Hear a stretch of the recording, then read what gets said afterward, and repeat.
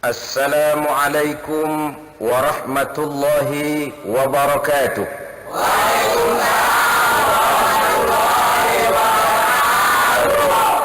Alhamdulillah, alhamdulillahilladzi arsala rasulahu rahmatan lil alamin wa uswatan lil mu'minin. Wassalatu wassalamu ala asyrafil anbiya'i wal mursalin, إمام المتقين سيدنا ومولانا محمد وعلى آله وأصحابه المجاهدين الطاهرين أما بعد. Saudara-saudara kaum muslimin rahimakumullah, belum pernah tercatat dalam sejarah, baik sebelum maupun sesudahnya, bahwa satu perubahan besar telah dilaksanakan hanya dalam waktu relatif singkat, tidak lebih dari masa 23 tahun lamanya. Itulah perubahan yang telah dilaksanakan oleh Nabi kita, junjungan alam Nabi besar Muhammad sallallahu alaihi wasallam. Beliau berhasil merubah satu bangsa yang tadinya biadab menjadi bangsa yang beradab. Satu bangsa yang menyembah beraneka macam Tuhan menjadi bangsa yang bertauhid dan hanya menyembah kepada Allah Subhanahu wa taala. Satu bangsa yang tadinya saling bermusuhan dengan kegemaran berperang satu suku dengan suku lainnya menjadi satu bangsa yang bersatu di bawah ikatan akidah yang mulia. Timbul pertanyaan, perubahan apa sesungguhnya yang telah dibawa oleh baginda Nabi? Inilah yang akan kita bicarakan pada pertemuan kita kali ini. Sekurang-kurangnya ada 5 perubahan besar yang beliau bawa. Pertama, perubahan di bidang akidah. Di samping mengoreksi ajaran-ajaran Nabi Musa yang telah diselewengkan oleh umatnya, di samping mengoreksi dan memperbaiki ajaran-ajaran Nabi Isa yang telah diselewengkan umatnya, beliau mengembalikan ajaran tauhid, mencanangkan kalimat la ilaha illallah Muhammadur Rasulullah. Inilah pembaruan pertama yang dilaksanakan selama 13 tahun di kota Makkah, dengan penuh penderitaan, dengan penuh kepedihan, dengan penuh tantangan, dengan penuh cemoohan dan caci maki, seluruhnya beliau terima dengan sabar dan lapang dada. Beliau sendiri pernah bersabda, "Ja'al Islamu ghariban wa sayaudu ghariban kama bada'a, fatuba lil ghuraba allazina yuslihuna ma afsada an-nasu min sunnati." Islam itu, kata beliau, pertama kali datang dianggap aneh. Pertama kali datang Islam itu dianggap asing. Bagaimana Muhammad ini mengajarkan kita menyembah Tuhan yang tidak kelihatan, itu terasa aneh. Dan jumlahnya cuma tunggal. Kita yang Tuhan kita banyak saja kadang-kadang masih kelaparan, apalagi kalau Tuhan cuma satu. Itu logika mereka. Ajaran-ajaran Islam yang dibawa oleh baginda Nabi dianggap sesuatu yang aneh, asing, dan baru pertama mereka dengar. Ja'al Islamu ghariban, pertama kali Islam datang dianggap sebagai barang yang aneh. Wa sayaudu ghariban kama bada'a, dan pada suatu saat nanti, kata Nabi, Islam akan kembali dianggap aneh, akan kembali dianggap asing. Macam zaman sekarang saja, ada orang pakai jilbab untuk menutup auratnya dianggap aneh. Ada orang kumpul di majelis taklim, aneh. Ada anak muda rajin ke masjid, aneh. Ada yang rajin baca Al-Quran, dianggap aneh. Wa sayaudu ghariban kama bada'a, pada satu saat Islam akan kembali dianggap aneh. Dalam kondisi demikian, kata Nabi, fatuba lil ghuraba, maka beruntunglah orang-orang yang dianggap aneh. Beruntung kenapa? Beruntung karena teguh memegang agama walaupun aneh dalam pandangan orang. Siapa mereka? Allazina yuslihuna ma afsadan nasu min sunnati, yaitu orang-orang yang memperbaiki sunnahku yang telah dirusak dan diporak-porandakan oleh manusia. Di tengah manusia meninggalkan sunnah Rasul, di tengah manusia memporak-porandakan bahkan mengingkari sunnah Rasul, di tengah itu berbahagialah orang-orang yang tetap menjaga dan memperbaiki sunnah beliau. Kaum muslimin rahimakumullah, suka duka beliau 13 tahun pertama di kota Mekah, dengan segala romantika perjuangannya menegakkan nilai tauhid, merupakan bukti sejarah yang seluruhnya merupakan contoh dan teladan bagi kita, yang teladan itu sangat berharga, bahwa tidak ada perjuangan tanpa pengorbanan dan tidak ada pengorbanan yang sia-sia. Orang bilang hidup perjuangan, perjuangan pengorbanan, berani hidup berani berjuang rela berkorban. Takut berkorban, jangan berjuang. Tidak berjuang, berhenti hidup. Itu logika yang wajar. Begitulah kalau orang sudah mencanangkan satu pembaruan, reaksi selalu datang dari kiri dan kanan. Namun baginda Nabi ketika itu seolah-olah berkata, tuan-tuan, saya adalah ibarat pohon yang baru akan tumbuh.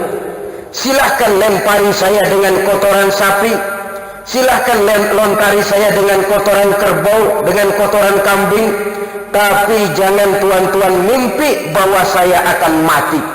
Bahkan pohon yang baru akan tumbuh, kalau dilempari dengan kotoran sapi, itu akan jadi pupuk yang membuat dia tumbuh lebih subur, menghasilkan buah yang berguna bagi kepentingan umat. Begitulah kita di masyarakat ini. Manakala kaki sudah mulai melangkah melaksanakan satu kebajikan, melaksanakan apa yang diperintahkan Allah, maka reaksi dari kanan dan kiri, kadang berupa pujian, lain saat berupa cemoohan, tentu akan datang. Pujian bukan kita cari, cacian pun tidak harus membuat kita putus asa.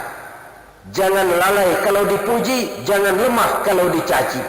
Malah segala macam cacian dan kritikan, itulah sebenarnya yang membuat orang makin dewasa. Jarang orang berpikir kalau sudah dipuji, jarang orang berpikir kalau sudah disanjung. Tapi kalau sudah dikritik, dia mulai berpikir mencari kelemahan yang ada pada dirinya. 13 tahun selama periode Mekah, menghancurkan segala macam bentuk kemusyrikan, menghancurkan berhala yang disembah kaum Quraisy. Tidak kurang 360 berhala di sekeliling Ka'bah yang mereka buat sesuai dengan kekayaannya masing-masing. Yang terkenal bernama Latta, Uzza, Manat, Hubal. Ada yang paling kaya bikin patung dari emas lalu disembah, yang setengah kaya bikin patung dari perak disembah, yang setengah miskin bikin patung dari kayu jati lalu disembah. Ada yang miskin betul, tepung terigu diadonin, dibentuk sedemikian rupa berbentuk manusia lalu disembah. Selesai nyembah, perutnya terasa lapar, dia liatin Tuhannya. Tuhan katanya, Tuhan kan sudah saya sembah, sekarang perut saya lapar Tuhan, boleh dong gantian? Saya permisi, Tuhan mau saya makan dulu. Kalau setuju bilang, tidak setuju. Kalau setuju diam saja. Dia lihat Tuhannya diam saja, maka mulailah tangannya dipotong, kakinya dimakan, kepalanya habis. Dalam perkembangan sejarah kita tahu cuma ketika itu saja ada orang makan Tuhan. Sesadis-sadisnya manusia Indonesia belum pernah toh sampai makan Tuhan. Tapi masyarakat di mana Rasul diutus, Tuhannya pun sampai dimakan. Begitu rupa kemusyrikan yang dihadapi oleh baginda Nabi. Maka sebagai langkah pertama, dibersihkan dulu jiwanya ini dari segala macam ketergantungan kepada benda, dari segala macam ketergantungan kepada berhala, bahwa lebih baik menyembah yang bikin gunung daripada menyembah gunung. Lebih baik menyembah yang bikin api daripada menyembah api. Lebih baik menyembah yang bikin laut daripada menyembah laut. Lebih baik menyembah yang bikin matahari daripada menyembah matahari. Maka tidak ada Tuhan selain Allah. Esa, tidak beranak dan tidak diperanakan. Dikosongkan jiwa kafir jahiliyah itu, disingkirkan segala macam bentuk kesyirikannya untuk diganti dengan tauhid yang terpatri pada buhul kalimat asyhadu an la ilaha illallah wa asyhadu anna muhammadar rasulullah. Inilah revolusi pertama atau pembaruan pertama, revolusi di bidang tauhid. Lalu apa masalahnya buat kita di zaman sekarang ini menjaga nilai tauhid? Saudara, bikin rumah susah, memelihara rumah lebih susah. Beli mobil mahal, memelihara mobil lebih mahal. Melangsungkan pernikahan mahal, memelihara pernikahan lebih mahal. Melahirkan anak perlu biaya besar, merawat anak lebih besar lagi biayanya. Sebelum beriman kita mendapat hidayah, alhamdulillah kita beriman. Setelah beriman, maka menjaga dan memelihara iman pun bukan merupakan pekerjaan yang ringan. Apalagi zaman sekarang, kalau saudara termasuk yang rajin baca Quran, ini zaman sekarang rampok, maling, begal makin nekat. Kadang-kadang di tengah hari bolong, di tengah perempatan ramai, banyak orang, kadang di depan kantor polisi, itu masih bisa terjadi. Perampokan uang, yang rampok harta, rampok rumah, rampok jabatan, rampok kedudukan, dan sebagainya. Tetapi bagaimanapun kita sadar, harta, pangkat, kedudukan, jabatan menurut Allah kecil. Karena memang ketika terlahir ke dunia tidak kita bawa semua itu. Yang paling mahal dalam pandangan Allah tidak lain adalah nilai-nilai iman. Kalau rampok harta, rampok pangkat sebenarnya rampok kecil. Yang termasuk rampok kelas kakap tidak lain adalah rampok iman, maling-maling akidah yang bertujuan sekurang-kurangnya mendangkalkan keyakinan kita sebagai umat Islam. Ini proyek utamanya. Dan maling atau rampok akidah itu tidak sadis. Dia tidak bawa golok, tidak bawa senjata tajam, tidak menunggu kita di tempat gelap. Dia datang berterang-terangan ke rumah kita dengan propaganda yang manis. Bawa uang, bawa pakaian, bawa obat-obatan, bawa segala macam keperluan kita. Untuk apa? Untuk menukar iman kita dengan yang mereka bawa. Kalau ini sudah terjadi, inna lillahi wa inna ilaihi raji'un. Ada satu analisa dari baginda Nabi, beliau pernah bersabda begini, sayati ala ummati zamanun yafirun nasu minal ulama'i wal fuqaha. Akan datang satu masa di tengah umatku di mana pada masa itu orang akan lari dari ulama dan fuqaha, ahli fikih. Lari dari ulama. Apa kalau ada kiai lalu dia kabur? Bukan. Apa kalau ulama datang lalu buru-buru dia menghindar? Tidak. Mungkin sering jalan bersama kiai, mungkin sering makan bareng dengan ulama, mungkin sering duduk di tengah para ulama. Tapi amal perbuatannya, tingkah lakunya, akhlak dan budi pekertinya 180 derajat bertentangan dengan yang diajarkan dan dicontohkan para ulama. Itu sudah lari dari ulama. Apa yang akan terjadi? Kata Nabi, kalau umat sudah jauh dari ulama, fayabtaliyahumullahu bithalasi baliyat. Tunggulah, Allah akan kirim 3 macam penyakit. Na'udzubillah summa na'udzubillah. 3 macam penyakit. Karena kalau sudah jauh dari ulama, artinya kan jauh dari agama. Akibatnya 3 penyakit akan turun. Penyakit pertama, yarfa'ullahul barakata min kasbihim. Allah angkat, Allah cabut keberkahan dari apa saja usaha mereka. usahanya nggak berkah. Usaha nggak berkah itu apa? Kalau kerja tidak digaji? Mungkin digaji. Apa kalau dagang tidak untung? Mungkin untung. Tapi gaji yang diterima, untung yang didapat, seluruhnya tidak membawa kebahagiaan, tidak membawa kelapangan hidup, tidak memberikan ketentraman. Itu pertanda tidak berkah namanya.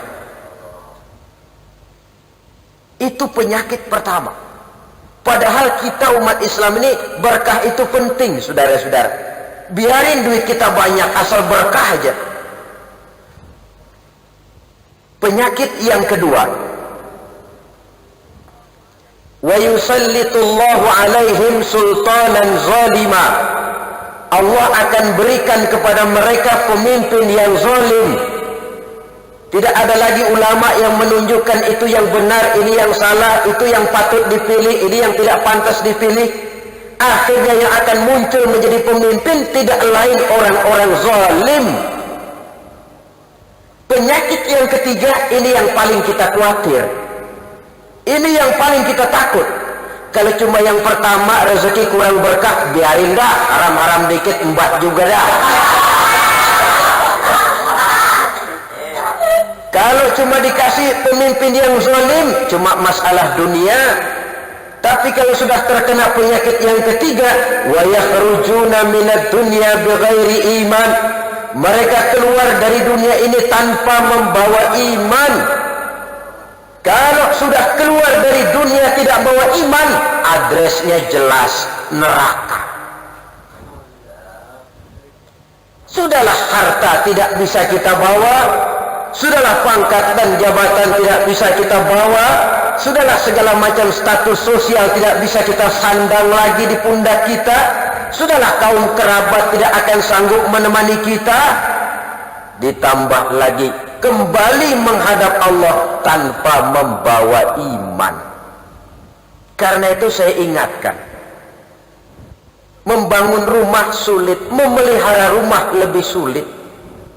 Sebelum beriman kita sudah dapat hidayah, alhamdulillah. Memelihara iman lebih sulit, apalagi buat saudara yang tinggal di kota-kota besar. Iman kita ini mudah kena polusi, gampang kena erosi. Kalau lagi kumpul di tengah pengajian semacam ini daerah bebas polusi. Yang datang pikiran baik-baik. Iya ya, benar Ustaz bilang tadi, mulai besok mau sembahyang, mau ngaji yang benar, mau taubat, lagi bebas polusi. Keluar kita dari majelis taklim, keluar kita dari masjid, datang polusi, lain lagi pikiran kita. Mengalami pasang surut, mengalami cobaan, mengalami ujian, mengalami tempaan. Oleh karena itu, kalau pembaruan yang dibawa oleh Rasul adalah pertama di bidang akidah dan tauhid, sekarang tugas utama kita menjaga tauhid, memelihara akidah dan mewariskannya kepada generasi yang akan datang. Karena ini merupakan intan paling mahal, merupakan mutiara paling berharga. Saudara-saudara, orang mah, kalau boleh pakai mah, boleh nggak pakai mah? Orang mah mending amalnya sedikit tapi imannya benar, daripada amalnya banyak tapi imannya salah. Sebab biar amal banyak kalau iman salah, ini amal mau bergantung kemana? Tapi ya tentu tidak ada orang imannya baik amalnya sedikit. Sebab biasanya kalau imannya baik tentu amalnya banyak, tentu itu logikanya. Kalau imannya mantap amalnya sedikit, mungkin ada yang sedikit koslet, sehingga tidak bisa bekerja secara normal, dan itu memang perlu diperbaiki. Nah, kemudian masalahnya, bagaimana kita memelihara iman ini caranya? Pertama, memakmurkan majelis taklim, saudara. Majelis taklim. Kalau teman saya bilang malah majelis taklim. Saya bilang, kenapa taklim? Tempat kita dibentak-bentak orang alim katanya. Saya pikir betul juga, sebab kita kalau kurang-kurang dibentak sama orang alim sering lupaan. Tempat untuk bengkel reparasi iman, majelis-majelis taklim, pengajian-pengajian. Yang kedua, jangan jauh dari ulama, saudara-saudara. Sebab ulama adalah warasatul anbiya, ahli waris daripada nabi. Ulama yang masih teguh memegang warisan itu yang perlu kita ikuti dan kita dekati. Yang ketiga, memperbanyak kalimat tahlil. Sebab Nabi ada pesan, jaddidu imanakum bila ilaha illallah. Perbaharuilah iman kamu dengan banyak-banyak mengucapkan tahlil, yaitu kalimat la ilaha illallah. Saudara hadirin yang saya hormati, ini pembaruan yang pertama di bidang akidah. Sehingga menjadilah bangsa Arab ketika itu bangsa yang bertauhid, yang dimulai dari pembangunan jiwanya. Jiwa tauhid dibangun. Kalau ini sudah mantap, kalau ini sudah jadi motivasi, maka perjuangan ke sana tentu akan terlihat dalam sejarah nanti.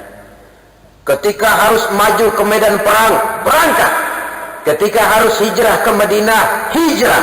Ketika harus hijrah ke Ethiopia, hijrah. Ketika harus mengorbankan harta benda, keluarkan harta benda. Kenapa? Sebelumnya sudah dibangun jiwanya lebih dahulu. Sebab itu teori mens sana in corpore sano. Akal yang sehat terdapat pada badan yang sehat. Zaman sekarang sudah tidak tepat lagi. Belum tentu kalau badan sehat, akalnya sehat. Buktinya apa? Maling sekarang badannya seger-seger.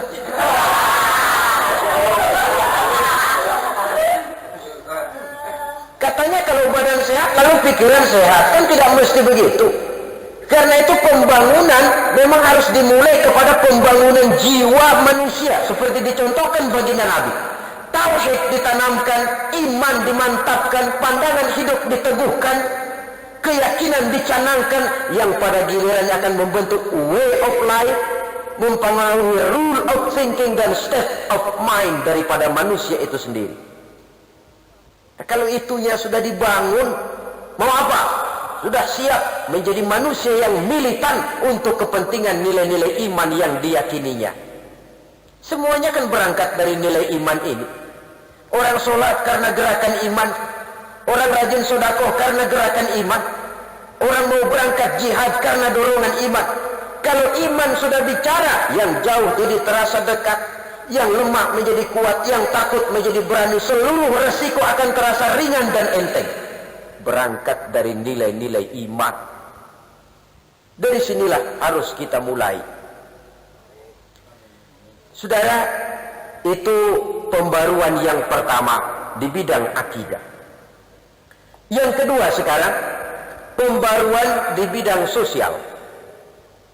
Dunia 14 abad yang lalu, Eropa masih biadab, Afrika belum dikenal orang, Asia sangat terbelakang. Di mana-mana orang ribut oleh perbedaan dan kelas-kelas yang ada di masyarakat. Perang saudara di Amerika misalnya, yang sampai sekarang masih ada perjuangan ras, diskriminasi berupa politik apartheid, perbedaan warna kulit hitam dengan kulit putih, lalu pengkotakan manusia berdasarkan kasta. Ada yang keturunan ningrat, keturunan rakyat jelata, manusia dibedakan oleh keturunan, manusia dibedakan oleh bahasa, manusia dibedakan oleh warna kulit. Padahal itu semuanya manusia tidak pernah pesan. Si negro tidak pernah waktu lahir itu berpesan, Tuhan saya minta kulit hitam aja.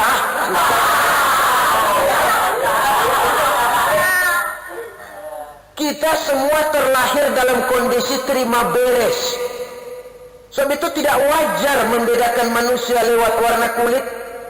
Tidak pada tempatnya membedakan manusia karena ras, karena bahasa. Maka lahirlah piagam Madinah. yang ke dalam menciptakan ukhuwah kepada sesama umat Islam dan keluar menciptakan toleransi kepada orang-orang di luar Islam. Buhul ikatannya tidak lain adalah akidah. Al-Quranul Karim dengan tegas mengatakan, ya ayyuhan nas, wahai manusia, inna khalaqnakum min dzakari wa unsa, sesungguhnya telah kami ciptakan kamu dari laki-laki dan perempuan. Wa ja'alnakum syu'uban wa qabaila, dan kami jadikan kamu berbangsa-bangsa dan bersuku-suku. Tujuannya tidak lain lita'arafu, agar kamu saling mengenal satu dengan yang lain. Nilai persaudaraan macam ini, saudara, maaf, akan sangat terasa kalau saudara sudah berkesempatan melaksanakan ibadah haji ketika wukuf di padang Arafah.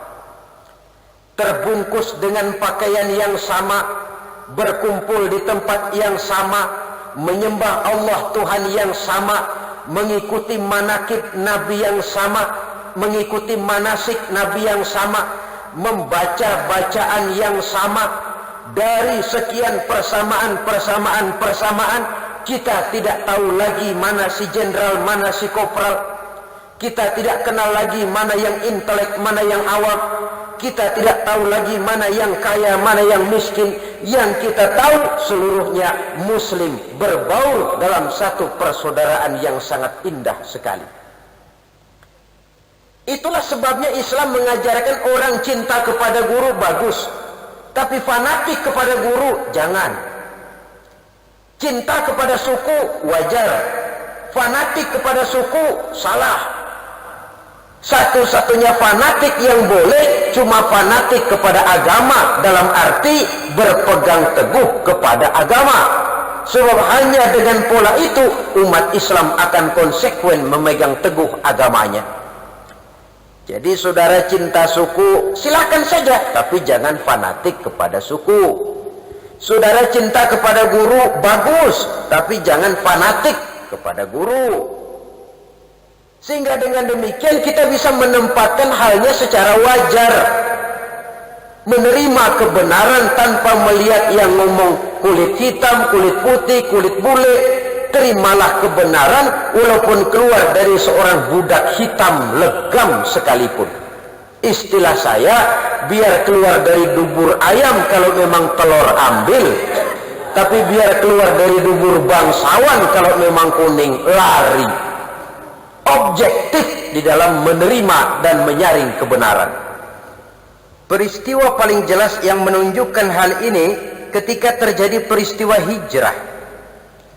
Orang-orang Makkah yang datang ke Madinah disebut kaum muhajirin, dan orang-orang Madinah yang menerima kedatangan orang-orang Makkah dinamakan Ansor. Orang Madinah menyambut orang Makkah ini apa mentang-mentang pribumi lalu tolak pinggang. Mekah, pendatang lu ya, jangan bertingkah di sini. Tidak, malah masing-masing mencari saudara. Kata yang satu, saudaraku rumah saya kamarnya 4, kau pakailah 2, saya 2. Kata yang lain, ontak saya 4, ambillah 2, saya 2. Kata yang lain, kambing saya 8, kau pakailah 4, saya 4. Apa jawab penduduk Mekah yang hijrah ini? Terima kasih saudaraku dari Madinah. Namun kami akan lebih senang kalau tuan-tuan mau menunjukkan kemana jalan ke pasar, sehingga kami bisa berusaha dan hidup tidak menjadi beban bagi orang lain. Alangkah indahnya ajaran agama kita ini. Yang satu mati-matian mau menolong, yang satu berusaha agar hidupnya tidak menjadi beban bagi orang lain. Itu ke dalam membentuk ukhuwah, keluar kepada yang non-muslim membentuk toleransi. Mereka yang mau hidup berdampingan secara damai, Islam menghormati hak asasi mereka. Jangankan yang masih hidup, yang sudah mati jenazahnya sekalipun masih diberikan penghormatan. Konon lagi mereka yang masih hidup. Jadi kadang-kadang orang terkena satu bayangan yang mengkhawatirkan Islam itu katanya disebarkan dengan pedang, sehingga ada satu karikatur yang sangat tidak baik, bahwa Nabi Muhammad itu di tangan kirinya Quran, di tangan kanannya pedang, seolah-olah Islam dikembangkan dengan kekerasan. Ini isapan jempol yang diteriakan oleh kaum orientalis untuk menyudutkan dan mengkambing hitamkan agama Islam.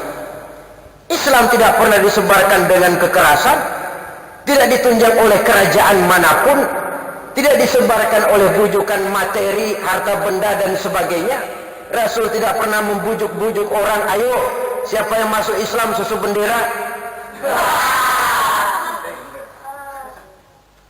Islam adalah agama keyakinan. Oleh karena itu Rasul mencanangkan perubahan sosial. An-nasu kulluhum li Adam, kata beliau, wa Adam min turab, la fadla li arabiyyin ala ujamiyyin illa bittaqwa. Sesungguhnya manusia berasal dari Nabi Adam.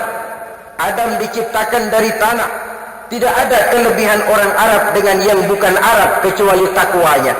Dan takwa kesanggupan melaksanakan yang diperintah, kemampuan menjauhi yang dilarang. Di situ harga dan nilai manusia dalam pandangan Allah. Saya sering memberikan contoh, binatang saja harganya berbeda kok. Kerbau yang paling mahal yang badannya paling gemuk. Betul apa betul? Tapi harga seekor kerbau kadang-kadang kalah oleh harga burung perkutut. Ada perkutut lebih mahal dari kerbau. Kenapa? Karena harganya terletak pada suaranya. Lalu di mana harga manusia yang paling gemuk? Bukan. Yang suaranya paling merdu. Islam adalah agama keyakinan. Oleh karena itu Rasul mencanangkan perubahan sosial. An-nasu kulluhum li Adam, kata beliau, wa Adam min turab, la fadla li arabiyyin ala ujamiyyin illa bittaqwa. Sesungguhnya manusia berasal dari Nabi Adam. Adam diciptakan dari tanah. Tidak ada kelebihan orang Arab dengan yang bukan Arab kecuali takwanya. Dan takwa kesanggupan melaksanakan yang diperintah, kemampuan menjauhi yang dilarang. Di situ harga dan nilai manusia dalam pandangan Allah. Saya sering memberikan contoh, binatang saja harganya berbeda kok. Kerbau yang paling mahal yang badannya paling gemuk. Betul apa betul? Tapi harga seekor kerbau kadang-kadang kalah oleh harga burung perkutut. Ada perkutut lebih mahal dari kerbau. Kenapa? Karena harganya terletak pada suaranya. Lalu di mana harga manusia yang paling gemuk? Bukan. Yang suaranya paling merdu? Tidak. Allah menjelaskan, inna akramakum indallahi atqakum. Yang paling mulia di antara kamu di sisi Allah adalah orang yang paling bertakwa kepadanya. Bukan yang paling turunan ningrat, bukan yang paling banyak hartanya, bukan yang keturunan orang berpangkat dan jabatan tinggi, tetapi yang paling bertakwa kepada Allah Subhanahu wa taala. Di sini nilai dan harga manusia. Oleh karena itu, kalau kita kembali kepada prinsip dasar daripada ajaran ini, kita umat Islam dengan akidah telah diikat menjadi umat yang satu. Apapun warna kulit kita, apapun bahasa yang kita pakai, kita kal jasadil wahid, seperti satu badan. Apabila yang satu sakit, yang lain akan ikut merasakan sakit. Kalau ini bisa kita wujudkan dalam kehidupan, wibawa kita sebagai umat akan timbul karenanya. Jangan menghina umat Islam di Jakarta, karena nanti umat Islam di Cirebon akan turun. Menghina umat Islam di Cirebon, yang Banten akan turun. Banten dihina, Bandung turun. Bandung dihina, misalnya Surabaya turun. Apabila yang satu sakit, yang lain ikut merasakan sakit. Jika ini terwujud, maka wibawa kita sebagai umat bisa kita wujudkan. Artinya yang terpenting kalau kita sudah membicarakan masalah pembaruan di bidang sosial ini, memperteguh kesatuan dan persatuan tanpa mempersoalkan bentuknya. Yang kita utamakan adalah nilai ukhuwah itu. Soal bentuknya dalam arti organisasi, persilakan saudara mau pilih apa, tetapi nilai-nilai ukhuwah hendaknya itu menjadi prioritas utama ketimbang bentuk yang saudara pilih. Sudah lewat masanya di mana bentuk mengkotak-kotakan kita. Sudah datang waktunya di mana bentuk malah mendorong kita untuk meningkatkan nilai-nilai ukhuwah Islamiyah. Saudara, coba lihat angka sosial. Ada satu orang takut, ditambah lagi satu orang takut, ditambah lagi satu orang takut. Jadi berapa? 3 orang takut. Tapi sebenarnya bukan 3 orang takut, 3 orang berani sudah. Kenapa? Karena sudah bertiga. Takut karena sendiri. Kalau kumpul turu-turu takut, dia bertiga, jadi berani, nekat. Tadi kan takut sendiri. Kalau sudah bertiga, biar awalnya sama-sama takut, jadi berani. Ini pengaruh kehidupan berjamaah, pengaruh kehidupan bermasyarakat, pengaruh berukhuwah, pengaruh dari kehidupan yang namanya kolektif. Yang namanya lidih biar gede banget juga kalau sendirian, bapak moyangnya lidih, dia tidak akan bisa berbuat banyak. Tapi biar lidih kecil-kecil, kalau diikat jadi satu, digabung dengan lidih yang lain, bersih halaman rumah kita, sebab sudah sapuh namanya. Begitulah kita umat Islam. Biar pendidikan kita menengah ke bawah, ekonomi kita ala kadarnya, tetapi kalau kita kompak, bersatu, yang muda menghormati yang tua membimbing kepada yang muda, kerjasama dengan baik, maka tidak ada hal yang tidak bisa kita laksanakan. Inilah pembaruan kedua. Jangan lagi membedakan manusia karena keturunannya, karena warna kulitnya, karena bahasanya, tetapi karena takwanya kepada Allah Subhanahu wa ta'ala. Yang ketiga, saudara, pembaruan yang dibawa oleh baginda Nabi, pembaruan di bidang hukum. Nyaris di masa Rasul diutus, yang berlaku adalah hukum rimba. Siapa yang kuat dia yang menang, siapa yang lemah menjadi mangsa. Perbudakan merajalela, kulit hitam selalu jadi budak. Hukum cuma untuk rakyat. Para penguasa seolah-olah kebal hukum. Itu di zaman baginda Nabi di masyarakat jahiliyah. Orang kecil salah cepat-cepat dihukum, orang gedean salah belagak budak. Itu dulu di zaman baginda Nabi. Datang beliau mencanangkan pembaruan di bidang hukum dengan prinsip al-musawat bainan nas fi takalifil ahkam. Semua manusia sama kalau sudah berhadapan dengan hukum Allah. Satu contoh, ketika Imam Ali karramallahu wajhah menjadi khalifah, pernah beliau dalam satu pertempuran kehilangan baju besi. Hilang tidak karuan, kemana perginya? Lama hilang, sampai beliau menjadi khalifah, Amirul Mukminin, presiden lah kalau zaman sekarang. Ketika beliau sedang mengadakan kunjungan ke satu kampung, beliau lihat baju besinya yang hilang ada di rumah orang Yahudi. Tandanya persis, data-datanya sama, dan memang baju beliau. Mestinya kan kalau mau sewenang-wenang, pemimpin ini ngadepin rakyat, sikat aja. Ini dulu baju saya ini. Hari sini, saya kan pemimpin. Apa begitu Imam Ali? Tidak. Prosedur. Kemana beliau pergi? Ngadu ke pengadilan. Allahu Akbar. Seorang pemimpin besar, presiden, lapor ke pengadilan. Mau ngadu, Pak? Ada apa Ali? Hakim tidak tanya ada apa, khalifah tidak. Karena terdakwa sama dalam berhadapan dengan hukum. Ada apa Ali? Saya dalam satu pertempuran kehilangan baju besi.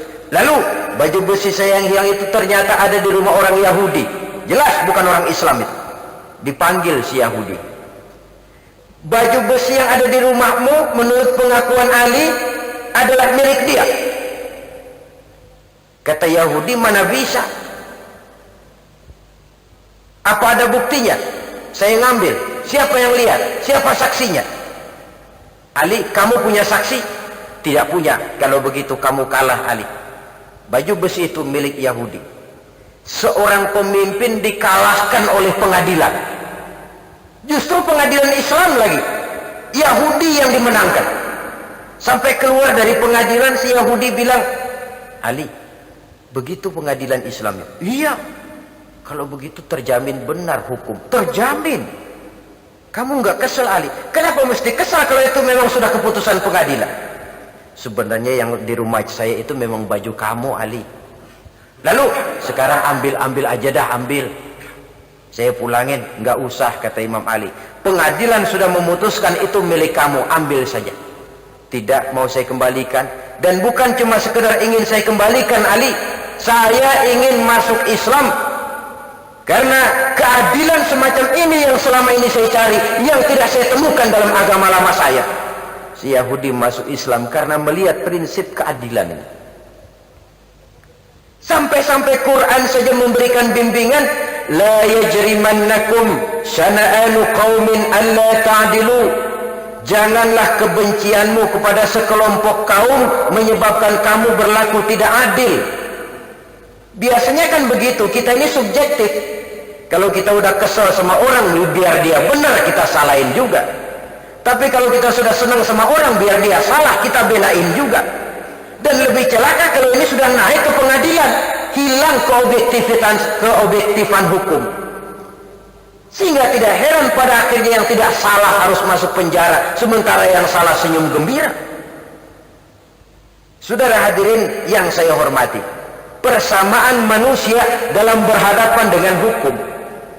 Dan prinsipnya keteladanan, Rasul sendiri menerapkan itu kepada keluarganya. Kepada Fatimah beliau bilang, kalau Fatimah anak Muhammad mencuri, tidak usah orang lain, Muhammad sendiri yang akan potong tangannya. Adil. Kalau orang lain diperintahkan beramal, beliau sendiri pesan, "I'mali ya Fatimah, fa inni la ughni anki minallahi syai'an." Hai Fatimah, beramal, beramal, beramal. Kalau kamu tidak mau beramal, Pak, aku ayahmu Rasulullah tidak akan sanggup membela kamu di akhirat nanti. Putri beliau sendiri dianjurkan begitu. Apalagi kita yang ponakan Nabi aja bukan. Tidak mentang-mentang putri Nabi lalu ada jatah gratis masuk surga. Udahlah Pak, tenang dah, di akhirat ada papi. Beramal Pak, beramal. Begitu pencanangan hukum keadilan yang dilaksanakan oleh baginda Nabi. Sehingga hukum benar-benar berwibawa, ditaati dan dipatuhi. Karena yang menganjurkan dan yang dianjurkan sama-sama melaksanakannya. Kadang-kadang yang menyebabkan hukum kurang berwibawa karena hukum pandang bulu.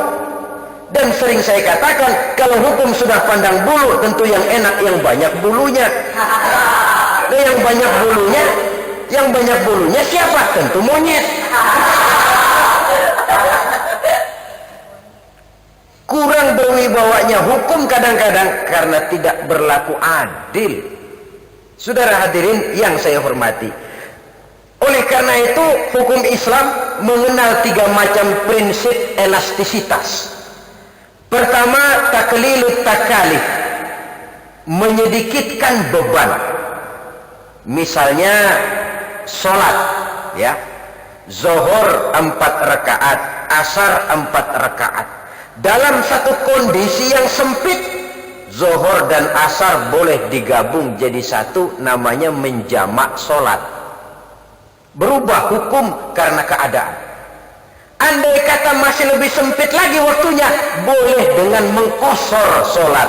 Zuhurnya 2, asarnya 2, dikerjakan secara jamak. Dalam bepergian jauh orang boleh tidak berpuasa. Taklilut takalif, menyedikitkan beban. Yang kedua, prinsip elastisitasnya adamul haraj, meniadakan beban. Sholat wajib berdiri kalau sanggup. Tidak bisa berdiri sambil duduk. Tidak bisa duduk berbaring. Berbaring tidak sanggup, sholat pakai isyarat.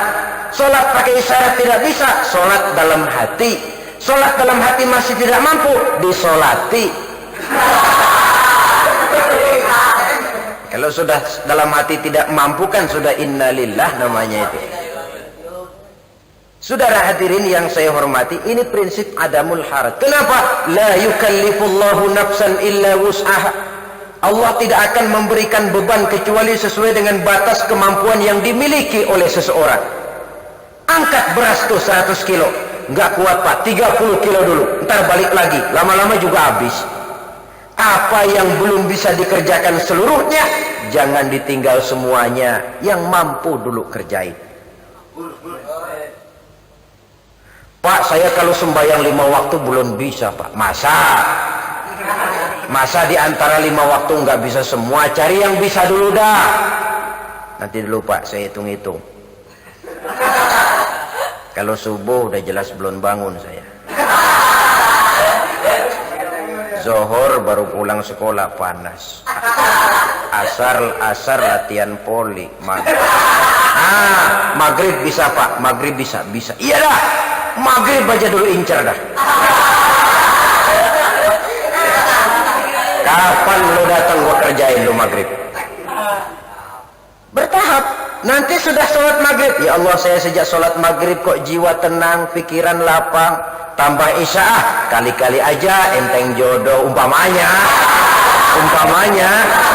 Tambah isya. Bertahap.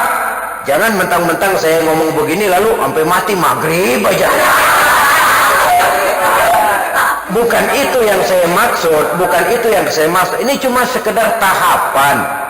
Bertahap. Wong kita begitu lahir saja cuma minum air susu ibu kok. Besar sedikit baru pisang Ambon.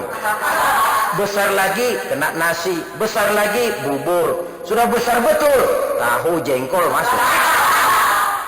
Tapi kalau begitu lahir langsung dikasih tahu kan tentu lain perkembangannya nantinya. Bertahap. Prinsip yang ketiga, at-tadrij fit tasyrih. Bertahap di dalam menerapkan hukum. Ingat peristiwa bagaimana Al-Quran mengharamkan arak. Tidak sekaligus. Mula-mula cuma mengatakan yas'alunaka 'anil khamri wal maisir qul fihima ismun kabirun wa manafi'un lin-nas. Arak itu ada gunanya dan ada bahayanya, tapi bahayanya lebih besar daripada gunanya.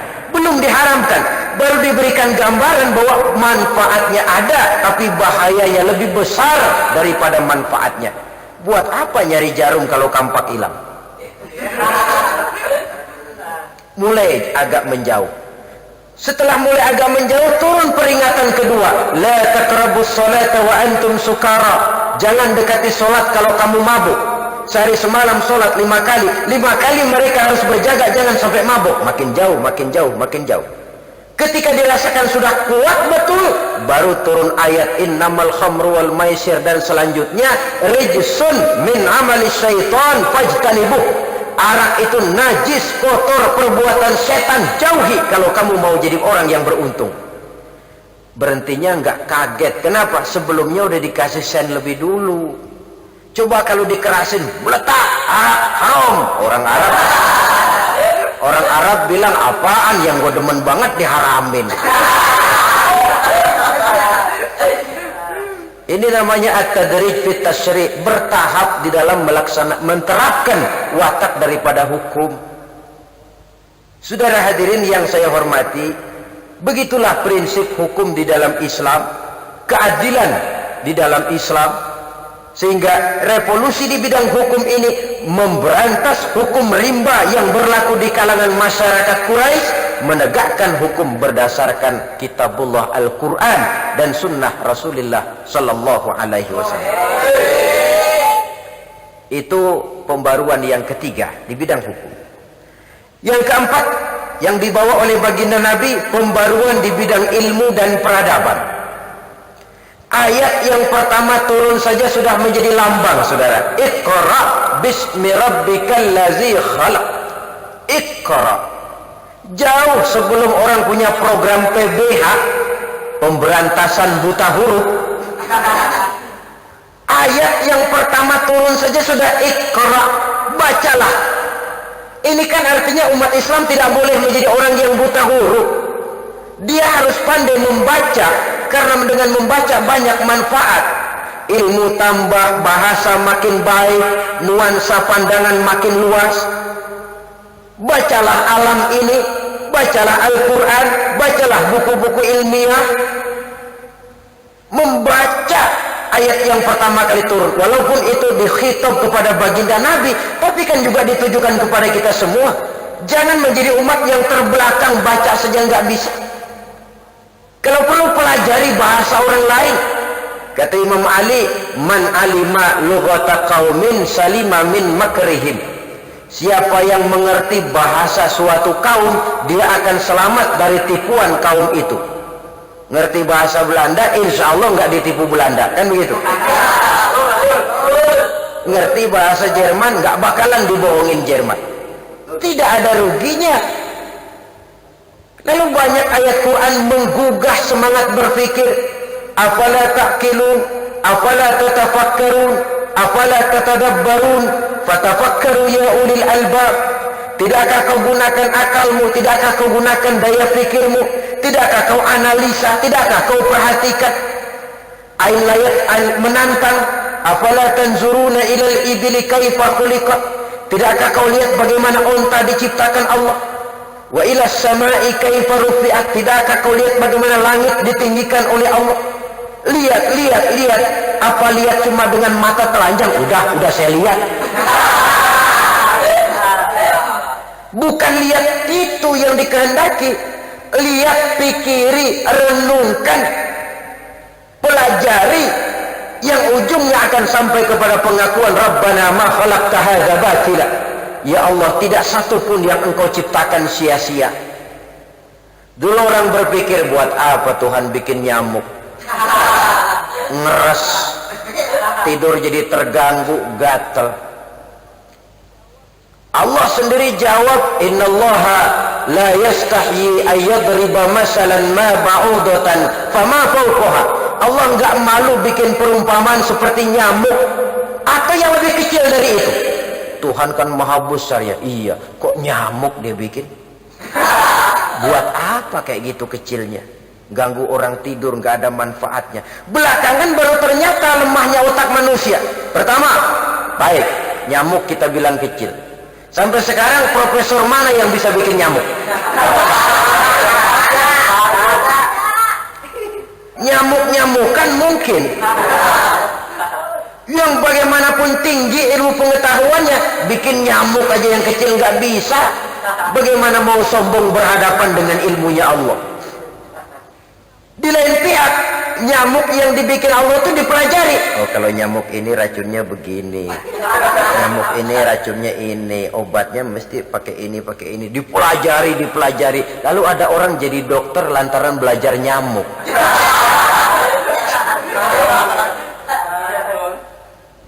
Yang lain berpikir, ini bagaimana cara ngusirnya nyamuk ini? Dirikan pabrik obat nyamuk. Lalu jadi ada orang pengusaha. Lantaran apa? Nyamuk, saudara-saudara. Ma khalaqta hadza batila. Tidak satu pun yang diciptakan Allah sia-sia. Cuma kita saja barangkali yang belum sanggup membuka tabir rahasia dan hikmah di belakang itu. Bagaimanapun kecilnya menurut pandangan kita, tidak satu pun yang diciptakan Allah itu sia-sia. Maka Quran membuka pintu seluas-luasnya bagi umat Islam untuk menimba ilmu pengetahuan yang sebanyak-banyaknya. Semangat macam inilah dalam kurun sejarah Islam yang telah melahirkan ilmuwan-ilmuwan terkenal kelas Ibnu Sina, Ibnu Rushdi, Ibnu Khaldun, Ibnu Hizam, Ibnu Taimiyah, Imam Al-Ghazali, Imam Syafi'i, Imam Ahmad bin Hanbal, dan puluhan ribu lagi tokoh-tokoh lain, baik di bidang ilmu agama, filsafat, kedokteran, astronomi, ilmu falak, dan lain sebagainya. Dikala umat Islam tidak membeda-bedakan ilmu, oh ini ilmu agama, oh ini ilmu umum, tidak. Pokoknya ilmu boleh rakus. Kata Nabi, la hasada illa fisnataini. Tidak boleh iri hati kecuali kepada dua macam manusia. ada dua manusia yang boleh kita iri. Pertama, orang kaya yang mempergunakan hartanya di jalan Allah. Itu boleh ngiri. Ngirinya bagaimana? Gua juga kalau kaya pengen begitu. Itu kan ngiri namanya. Kaya, harta banyak tapi rajin sedekah, membantu pembangunan masjid, membantu pembangunan pesantren, memakmurkan majelis taklim, menyantuni yatim piatu. Orang kaya macam itu boleh kita iri. Bukan iri lalu dendam sama dia, bukan. Tapi irinya, kalau saya kaya, saya pun ingin begitu. Yang kedua, orang alim yang mengamalkan ilmunya boleh ngiri, dalam arti saya pun kepengen jadi orang alim dan mengamalkan ilmunya. Bukan orangnya yang diiriin, sifatnya. So kalau orangnya yang diiriin nanti nyari lantaran. Orang kaya biar dia mati buru-buru dah. Orang alim laku banget, nggak mau mampus sekalian. Itu iri yang salah pasang namanya. Dalam hal ilmu memang kita harus rakus. Boleh rakus kepada segala macam ilmu. Sehingga tiap makin tambah ilmu, makin terasa kebodohan kita. Makin bertambah ilmu, makin tahu kita bahwa yang kita belum tahu masih sangat banyak. Apalah artinya setetes air yang diambil dari laut? Itulah ilmu manusia ketimbang ilmunya Allah Azza wa Jalla. Yang terakhir saudara, yang kelima, pembaruan yang dibawa oleh baginda Nabi mengangkat harkat, martabat dan derajat kaum wanita. Dahulu wanita nilainya rendah. Mereka dilahirkan seolah-olah cuma untuk sekedar melahirkan. Nabi mencanangkan satu ajaran luhur, an-nisa'u imadul bilad. Iza salahat salahal bilad wa iza fasadat fasadal bilad. Wanita adalah tiang negara. Kalau baik wanita, baik negara. Kalau rusak wanita, hancur negara. Maka perempuan walaupun peranannya tidak begitu kelihatan, sangat menentukan.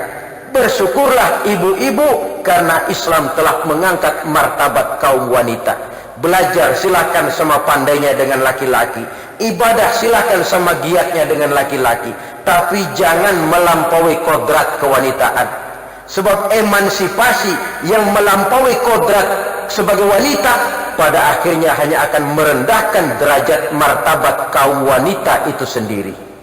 Nah, saudara-saudara, inilah yang kita bicarakan pada pertemuan ini. Mudah-mudahan walaupun singkat ada manfaatnya.